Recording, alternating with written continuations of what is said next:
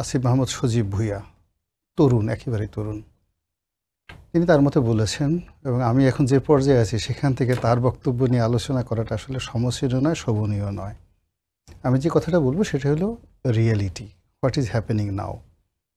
প্রথমত হলো যে ঘটনাটি ঘটেছে, এই ঘটনাটি সামাজিক যোগাযোগ মাধ্যমে তোলপাড় সৃষ্টি করার কারণে প্রশাসনের টনক নড়েছে এবং প্রশাসনের টনক নাড়ার সঙ্গে সঙ্গে এটা প্রশাসন এই দুর্বল অবস্থা, এখন ভঙ্গুর প্রশাসন সাধারণত কাজ করে না, কিন্তু এই ভঙ্গুর অবস্থার মধ্যেও রেসপন্ড করেছে। আসামিরা গ্রেপ্তার হয়েছে। এখন পক্ষ এবং বিপক্ষের যারা লোকজন তারা নানা রকম কথাবার্তা বলছে। যারা এই ঘটনাকে রাজনীতির আবরণে এটা ঢাকতে চাচ্ছে, মূলত অজ্ঞতার কারণে, অনভিজ্ঞতার কারণে এবং যাকে বলা হয় মন্দ মন মানসিকতার কারণে। অপরাধের কোনো জাত নেই, অপরাধের কোনো পাত নেই, অপরাধ অপরাধী, সেটা যেই করুক না কেন। এবং অপরাধ এমন একটা ব্যাপার যে অনেক ভালো মানুষের ছেলে অপরাধ করে বসে, আবার অনেক মন্দ মানুষের বাবাও দেখা গেল যে অলি আল্লাহ হয়ে যায়। ফলে আমরা অপরাধকে অপরাধ হিসেবেই দেখি।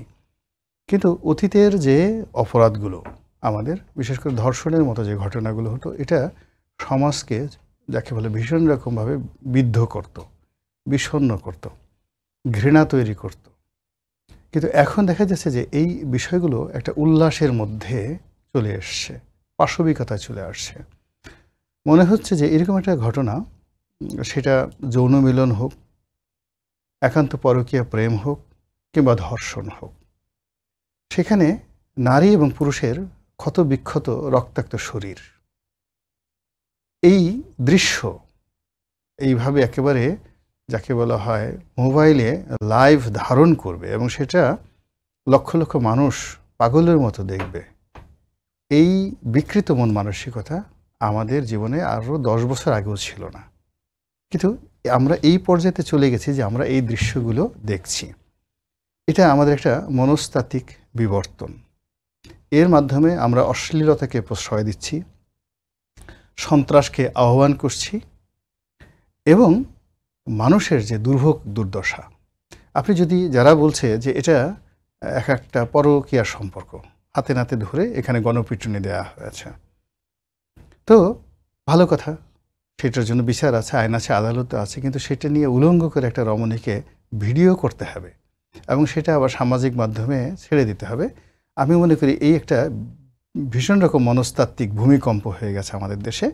এটা বন্ধ হওয়া উচিত এবং এই কাজের যারা প্রমোটার, যারা পরিকল্পনাকারী এবং এই কাজ নিয়ে যারা পক্ষে বিক্ষোভকে কথা বলছে, সবার প্রতি নিন্দা আমাদের জানানো উচিত, আমাদের যারা সুধী সমাজ আছে। এইগুলো এক। 2 নম্বর হলো যে এই ঘটনার সঙ্গে যদি কোনো রাজনৈতিক সম্পৃক্ত থাকে, এটা কিন্তু আপনি চিন্তা করেন যে ধর্ষণ জিনিসটাই কিন্তু একটা শক্তির প্রতীক। আপনি ধর্ষণ ধরেন, কোনো দুর্বল লোক ধর্ষণ করে না, কখনো করে না। এখন সেই শক্তি কখনো অর্থ দ্বারা, সেই শক্তি কখনো ফিজিক্যাল ফিটনেস দ্বারা, সেই শক্তি রাজনৈতিক ক্ষমতা দ্বারা, অস্ত্র দ্বারা মানুষ অর্জন করে। এবং ধর্ষণ যে শুধুমাত্র পুরুষ করে তা নয়, ধর্ষণ নারী করে, এমনকি পশু যে আসে পশুও ধর্ষণ করে। তো যার জন্য ওখানে যে শক্তির যে উৎস, সেই উৎসটা যদি অবৈধ হয় এবং যে কোনো শক্তির উৎসটা অবৈধ হয়, যে তার মানে একটা ধর্ষণ হলো যে এরকম একটা ঘটনা ঘটে, খুব unusual, all on a sudden, এরকম একটা পরিস্থিতির সৃষ্টি হলো যে তার মানবিক বা জৈবিক জিনিসগুলো বিক্রিয়া করলো, এটা এক ধরনের অপরাধ। আরেকটা হলো যে প্ল্যান ওয়াইজ এই কাজটি করা হলো এবং সে যখনই প্ল্যান ওয়াইজ হয়, সেটার পেছনে একটা রাজনৈতিক শক্তি থাকে। তো রাজনৈতিক শক্তি যখন প্ল্যান ওয়াইজ এই ধর্ষণ জিনিসগুলো মার্কেটিং করে, ব্র্যান্ডিং করে, ওটা একটা জাতিকে একেবারে প্রাগৈতিহাসিক যুগে পৌঁছে দেয়। ঠিক। তো মুরাদনগরের যে ঘটনাগুলো, যে অভিযোগগুলো এসেছে, একটাও আমি মনে করি যে কোনো অবস্থাতে সজীব ভুঁইয়া যেটা বলেছে, দ্যাট শুড বি কগনিজেন্সে নেওয়ার জন্য, আবার বিএনপির যারা অভিযুক্ত হয়েছে বা যাদের বিরুদ্ধে বলছে, তারা যে কথাগুলো বলছে সেই কথাটাও আবার ফেলে দেওয়া ঠিক হবে না। আবার এখানে আসছে কেউ কেউ বলার চেষ্টা করছে যে এই লোক আগে একসময় আওয়ামী লীগ করতো, সেটাও কগনিজেন্সে আনতে হবে। কেননা একটা লোক আওয়ামী লীগ করতো, আগের থেকেই ধর্ষণ করে, তো সে তো রাতারাতি তার একটা পরিচয় থাকে যদি আওয়ামী লীগ থাকে, সে হঠাৎ করে একটা রাজনৈতিক দলে ঢুকবে কেন? আবার একটা রাজনৈতিক দল এখানে সে এমন একটা শক্তি অর্জন করলো, সেই শক্তিমত্তার কারণে সে এরকম একটা ধর্ষণ করার সুযোগ পেল, এবং সুযোগ করার পরে সেখানে যা কিছু ঘটলো পরবর্তী সব কিছুর সঙ্গেই বিকৃত রুচি, শক্তিমত্তা এবং বিপদগামী যে রাজনীতি, এটার একটা সম্মিলন হয়ে গেছে। এর চেয়ে অশনি সংকেত, আমাদের দেশ জাতির কালের জন্য অশনি সংকেত। ইট শুড বি মানে একদম হ্যান্ডেল ভেরি স্ট্রিক্টলি।